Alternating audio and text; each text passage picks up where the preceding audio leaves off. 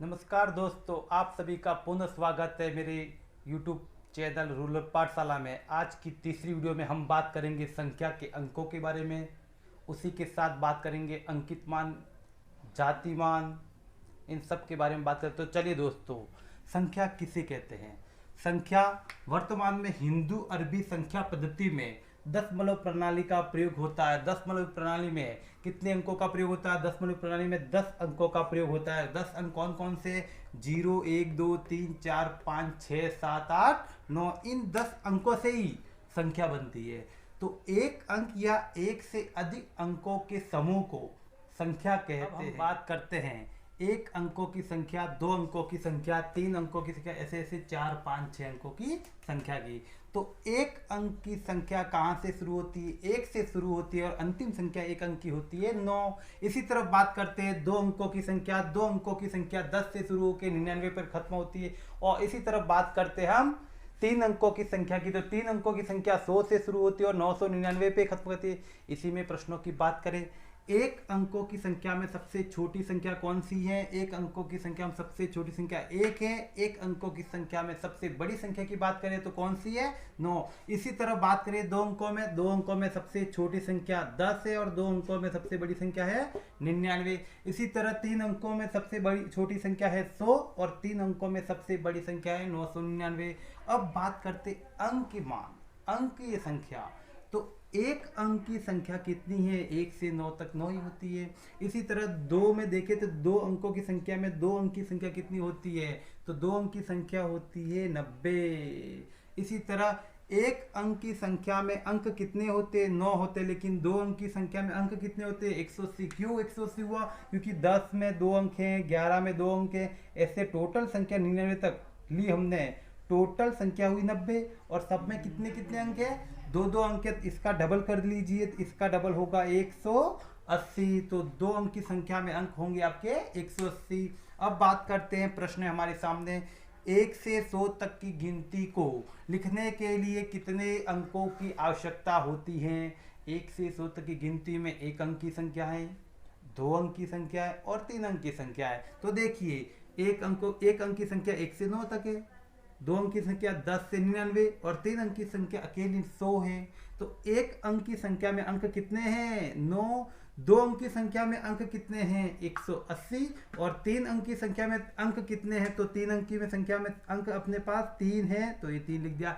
9 plus 180 plus 3, तीनों को जोड़ेंगे अपने पास आंसर आएगा। अब हम बात करते हैं अंक, एक अंकों की संख्या, दो अंकों की संख्या, तीन अंकों की संख्या और अंत में बात करेंगे 4 अंकों की संख्या। तो एक अंक की संख्या कितनी होती है? इन सब का आंसर निकालना है तो एक आंसर आएगा। दो अंकों की संख्या में आंसर कितने आएंगे? 2। तीन अंकों की संख्या में आंसर आएंगे 3 और 4 अंकों की संख्या में आंसर आएंगे अपने 4। तो पहले पे आपको लिखना है 9। तो यहाँ आगे कुछ संख्या नहीं है, स्थान नहीं है, इसलिए हमने कुछ नहीं लिखा। यहाँ हमने 9 लिख दिया, यहाँ हमने 9 लिख दिया और यहाँ हमने लिख दिया। अब जहाँ खाली स्थान रहा वहाँ पे 0 लिख दीजिए, तो अपने पास आंसर बन गया। एक अंकों की संख्या होती है 9, दो अंकों की संख्या होती है 90, तीन अंकों की संख्या होती है 900, 4 अंकों की संख्या होगी तो 9000। अब हम बात कर रहे हैं संख्या के मान का निर्धारण। किसी संख्या के मान का निर्धारण करना है तो उस संख्या में आए सभी अंकों के स्थानीय मानों का योग करना है। स्थानीय मान इसके आगे वाले टॉपिक में पढ़ा रहा हूं अभी। तो संख्या में जो, जैसे कि मैंने माना संख्या 10.754, तो पॉइंट के या दशमलव के बाईं तरफ जो भी संख्या आ रही है वो आपकी कहलाएगी पूर्णांक, और दशमलव के दाईं ओर जो आ रही है वो दशमलव वाली संख्या कहलाएगी। तो पूर्णांक वाली संख्या कैसे होती है? पहली संख्या होगी वो इकाई, दहाई, सैकड़ा, हजार होगी, या इसे जो भी संख्या होगी उसमें पहली वाली में 1 का गुणा करना, दूसरी वाली में 10 का, तीसरी वाली में 100 का गुणा। या उनको घातों के रूप में देखें तो 10 की घात 0, 10 की घात 1, 10 की घात 2। किसी भी संख्या की घात 0 उसका उत्तर होता है 1। और यहाँ पे 10 की घात 1 है तो 10 एक बार, यहाँ पे 10 की घात 2 है तो 0 कितनी बार होंगे? 2 0। तो संख्या कौन सी हो गई? 2। इसी तरह बात करते हैं दशमलव के दाईं तरफ। तो पहली संख्या होगी उसको बोले 10वां भाग, फिर 100वां भाग, फिर 1000वां भाग। या उसको बोल सकते हैं 1/10 का गुणा करना उसमें, फिर 1/100 का गुणा करना, 1/1000 का गुणा। उनको घातों में लिखे तो 10 की घात -1, 10 की घात -2, 10 की घात -3 वापिस ये उत्तर आ सकता है, क्योंकि यहाँ घात माइनस में इस घात को प्लस में करें तो इसको बटे में ले लेंगे 1/10, यहाँ घात माइनस में इस घात को बटे में ले 1/10 की घात 2, और 10 की घात 2 का मतलब होता है 100। यहाँ घात माइनस में तो इसको बटे में लेंगे प्लस में हो जाएगी तो 1/। अब हम बात कर रहे हैं जाति मान, अंकित मान, वास्तविक मान या शुद्ध मान, ये सभी एक ही नाम है। तो जाति मान किसी भी संख्या का समान रहता है, जाति मान किसी भी संख्या का समान रहता है। उदाहरण की बात करें तो 7, 8, 9, 0, 8 का जाति मान क्या है? 8 का जाति मान क्या है? तो 8 का जाति मान 8 ही रहेगा। या पूछे शुद्ध मान या वास्तविक मान या अंकित मान, तो वही रहेगा। अब बात करें हम स्थानीय मानों में, स्थानीय मान का सूत्र था जाति मान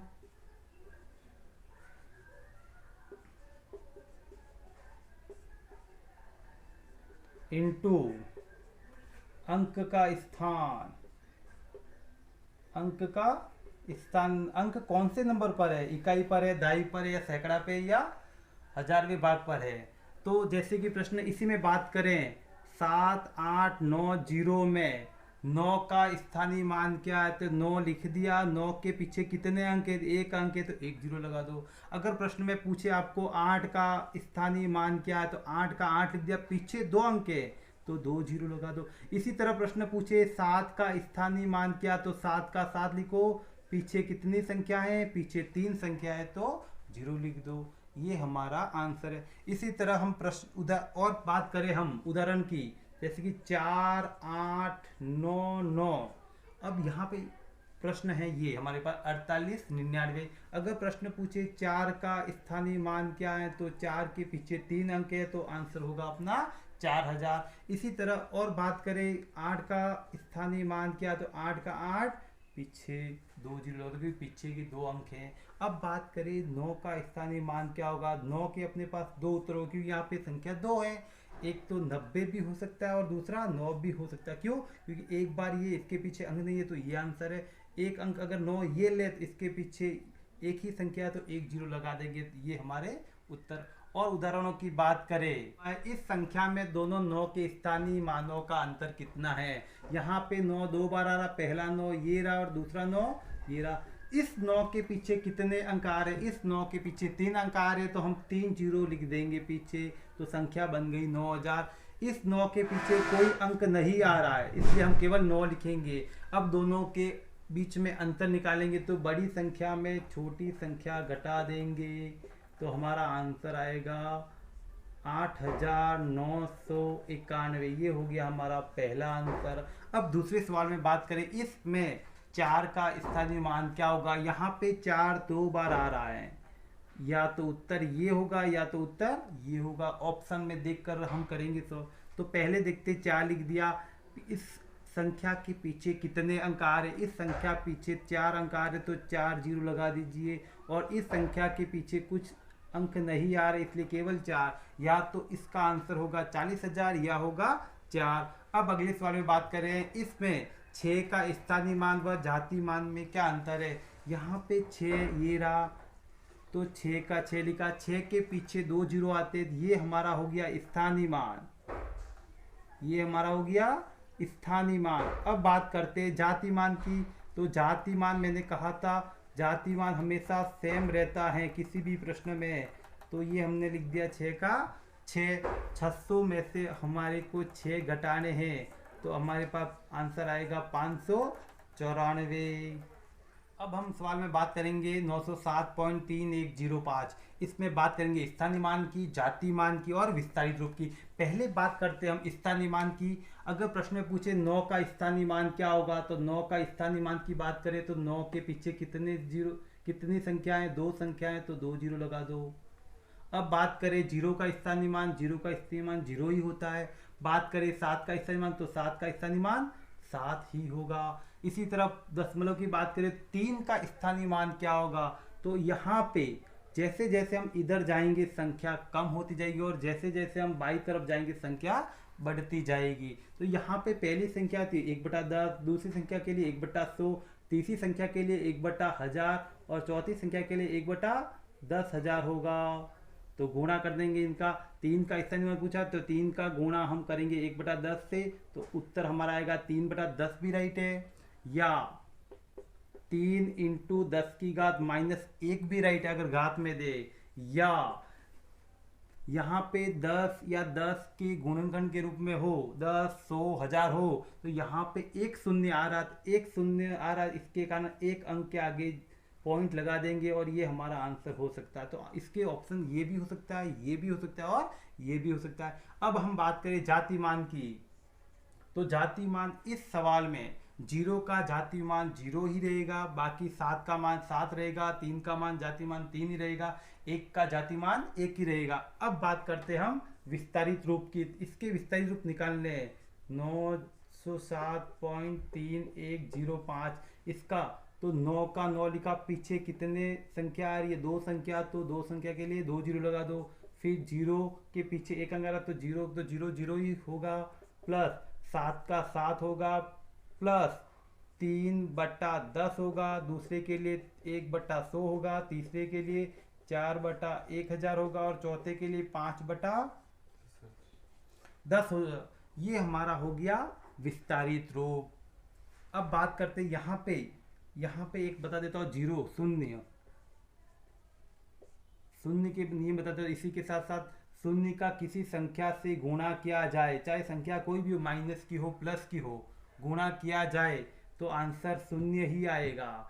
अगर शून्य अंश में और बटे में कोई भी संख्या चाहे प्लस की हो चाहे भिन्न हो, तो आंसर हमेशा क्या होगा, शून्य। अगर शून्य बटे में हो गया और संख्या ऊपर हो गई तो आंसर हमेशा क्या आएगा, अनंत। अब हम 2 नोट की इंपॉर्टेंट बात करें।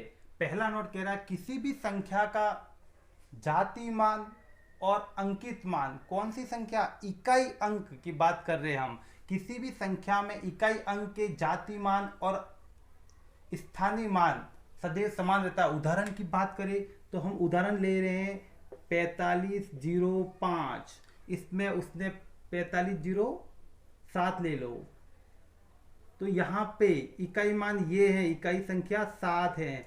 इस 7 का जातिमान और स्थानीय मान दोनों क्या रहेगा, समान रहेगा। उत्तर कितना होगा, वो 7 होगा। दूसरा नोट कह रहा है शून्य का स्थानीय मान व जाति मान सदैव समान रहता है, चाहे शून्य इकाई पे हो, दाई पे हो, या 100वें भाग पे हो, या 1000वें भाग पर हो। जैसे कि उदाहरण ले हम 5705 ये लिया, तो यहाँ पे शून्य यहाँ पर है, दाई के स्थान पर है, तो इस शून्य का स्थानीय मान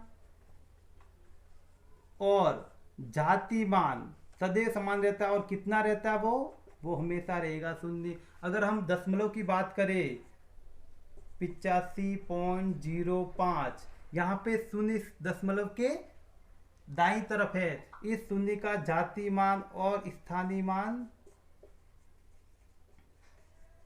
भी क्या रहेगा, दोनों, ये दोनों आंसर क्या होगा, शून्य होगा। एक और नोट,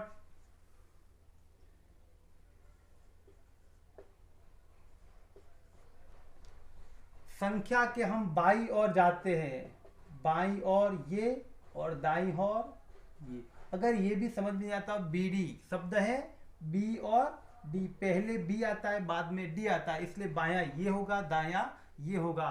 तो संख्या के हम बाईं ओर जाते हैं तो संख्या के मान में वृद्धि होती है, संख्या का मान बड़ा होता जाता है, और संख्या के दाईं ओर जाते हैं तो संख्या का मान छोटा होता रहता है। ये आज का टॉपिक हमारा हो गया, संख्या का मान का निर्धारण, अंकित मान, जाति मान, शुद्ध मान, वास्तविक मान। या आज की वीडियो के लिए बस इतना ही। मेरे वीडियो को लाइक करें, सब्सक्राइब करें और दूसरों को शेयर करते जाए, ताकि इस लॉकडाउन की घड़ी में दूसरे और जरूरतमंद विद्यार्थियों को इन वीडियो के बारे में जानकारी मिल सके। धन्यवाद।